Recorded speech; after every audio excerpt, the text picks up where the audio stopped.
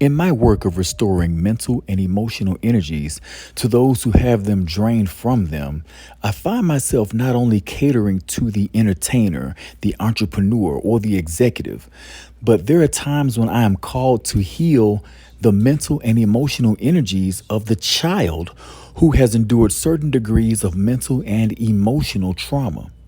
The trauma endured by the child can be induced within the home from a domestic situation, or at school from a bully, or from the internet through cyberbullying. Either way, the child takes on more negative emotional energy than they should have to. The continued pressure of emotional trauma or a toxic environment, those are the energies that are too heavy for children to carry and have a healthy childhood at the same time. You see children carrying this type of weight when they walk around with their heads held down, shoulders slumped, and they're not making eye contact or they're not wanting to talk.